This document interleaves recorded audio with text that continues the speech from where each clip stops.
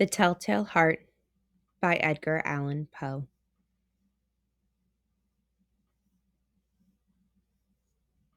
True! Nervous! Very, very dreadfully nervous I had been and am. But why will you say that I am mad?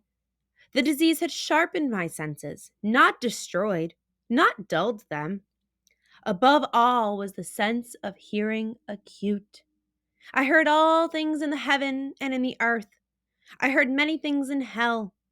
How, then, am I mad? Hearken! And above, how healthily, how calmly I can tell you the whole story.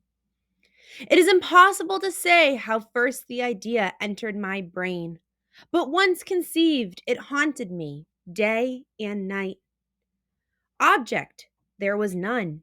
Passion, there was none. I loved the old man.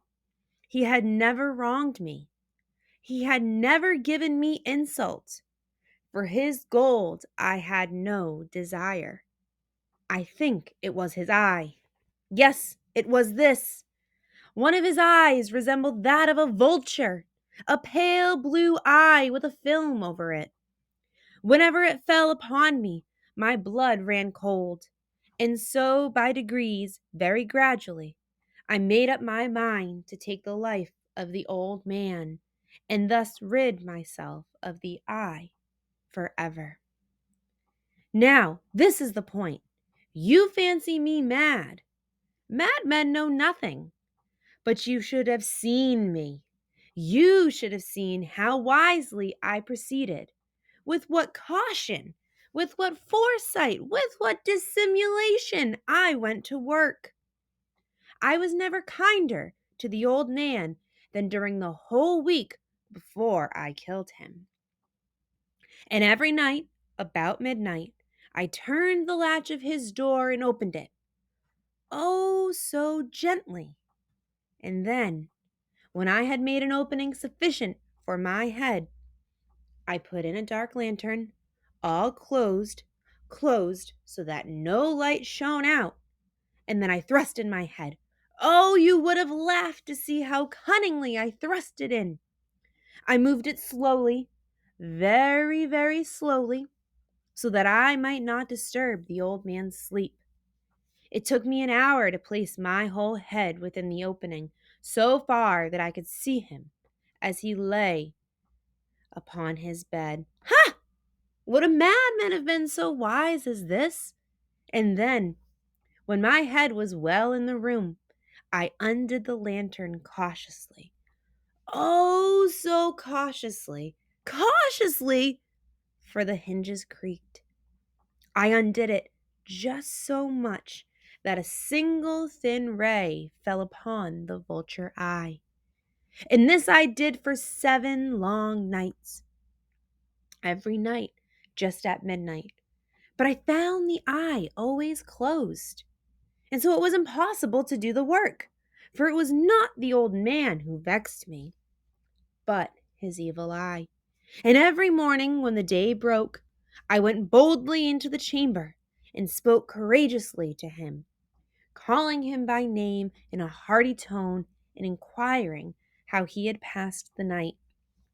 So you see, he would have been a very profound old man indeed to suspect that every night, just at 12, I looked in upon him while he slept.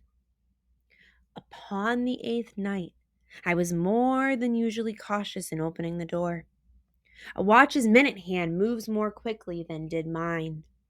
Never before that night had I felt the extent of my own powers, of my sagacity. I could scarcely contain my feelings of triumph.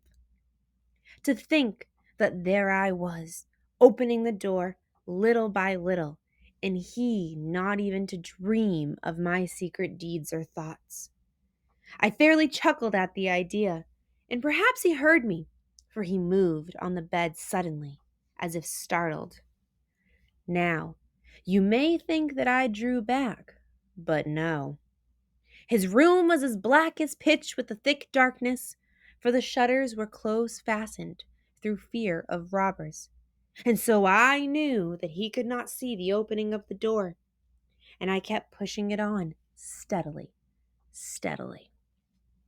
I had my head in and was about to open the lantern when my thumb slipped upon the tin fastening, and the old man sprang up in the bed, crying out, "Who's there?" I kept quite still and said nothing. For a whole hour I did not move a muscle, and in the meantime I did not hear him lie down. He was still sitting up in the bed listening, just as I have done night after night, hearkening to the death watches in the wall. Presently I heard a slight groan, and I knew it was the groan of mortal terror. It was not a groan of pain or of grief. Oh no! It was the low, stifled sound that arises from the bottom of the soul when overcharged with awe. I knew the sound well. Many a night, just at midnight, when all the world slept, it was welled up from my own bosom, deepening, with its dreadful echo, the terrors that distracted me. I say I knew it well. I knew what the old man felt and pitied him, although I chuckled at heart. I knew that he had been lying awake ever since the first slight noise, when he had turned in the bed. His fears had been ever since growing upon him. He had been trying to fancy them causeless, but could not. He had been saying to himself, "It is nothing but the wind in the chimney. It is only a mouse crossing the floor. Or it is merely a cricket which has made a single chirp." Yes, he has been trying to comfort himself with these suppositions, but he had found all in vain. All in vain, because death, in approaching him, had stalked with his black shadow before him and enveloped the victim.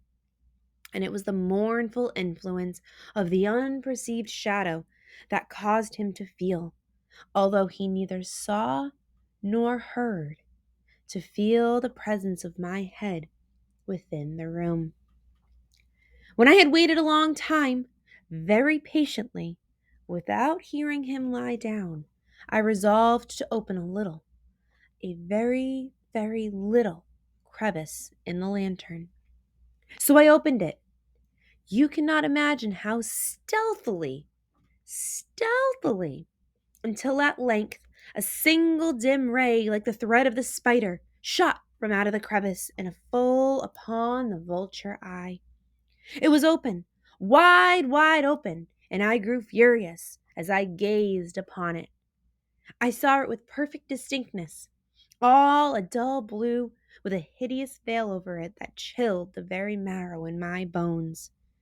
But I could see nothing else of the old man's face or person, for I had directed the ray as if by instinct, precisely upon the damned spot. And now, have I not told you that what you mistake for madness is but over acuteness of the senses? Now, I say, there came to my ears a low, dull, quick sound, such as a watch makes when enveloped in cotton. I knew that sound well, too.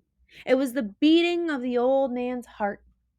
It increased my fury as the beating of a drum stimulates the soldier into courage. But even yet I refrained and kept still. I scarcely breathed. I held the lantern motionless. I tried how steadily I could maintain the ray upon the eye. Meantime, the hellish tattoo of the heart increased. It grew quicker and louder every instant. The old man's terror must have been extreme. It grew louder, I say, louder every moment. Do you mark me well? I have told you that I am nervous, so I am. And now, at the dead hour of the night, amid the dreadful silence of that old house, so strange a noise as this excited me to uncontrollable terror. Yet, for some minutes longer, I refrained and stood still. But the beating grew louder. I thought the heart must burst. And now a new anxiety seized me. The sound would be heard by a neighbor. The old man's hour had come. With a loud yell, I threw open the lantern and leaped into the room. He shrieked once, only once. In an instant, I dragged him to the floor and pulled the heavy bed over him. I then smiled gaily to find the deed so far done. But for many minutes, the heart beat on with a muffled sound. This, however, did not vex me. It would not be heard through the wall. At length it ceased. The old man was dead. I removed the bed and examined the corpse. Yes, he was stone dead. I placed my hand upon the heart and held it there many minutes. There was no pulsation. He was stone dead. His eyes would trouble me no more. If still you think me mad, you will think so no longer when I describe the wise precautions I took for the concealment of the body. The night waned and I worked hastily, but in silence. First of all, I dismembered the corpse. I cut off the head and the arms and the legs. I then took up 3 planks from the flooring of the chamber and deposited all between the scantlings. I then replaced the boards so cleverly, so cunningly, that no human eye, not even his, could have detected anything wrong. There was nothing to wash out, no stain of any kind, no blood spot whatsoever. It had been too worry for that. A tub had caught all. Ha! When I had an end of these labors, it was 4 o'clock, still dark as midnight. As the bell sounded the hour, there came a knocking at the street door. I went down to open it with a light heart, for what had I now to fear? There entered 3 men, who introduced themselves with perfect suavity as officers of the police. A shriek had been heard by a neighbor during the night. Suspicion of foul play had been aroused. Information had been lodged at the police office, and they, the officers, had been deputed to search the premises. I smiled. For what had I to fear? I bade the gentleman welcome. The shriek, I said, was my own in a dream. The old man I mentioned was absent in the country. I took my visitors all over the house. I bade them search well. I led them at length to his chamber. I showed them his treasures, secure, undisturbed. In the enthusiasm of my confidence, I brought chairs into the room and desired them here to rest from their fatigues, while I myself, in the wild audacity of my perfect triumph, placed my own seat upon the very spot beneath which reposed the corpse of the victim. The officers were satisfied. My manner had convinced them. I was singularly at ease. They sat, and while I answered cheerily, they chatted of familiar things. But ere long I felt myself getting pale, and wished them gone. My head ached, and I fancied a ringing in my ears. But still they sat and still chatted. The ringing became more distinct. It continued and became more distinct.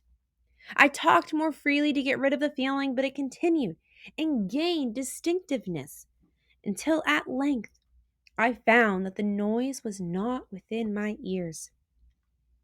No doubt I now grew very pale, but I talked more fluently and with a heightened voice.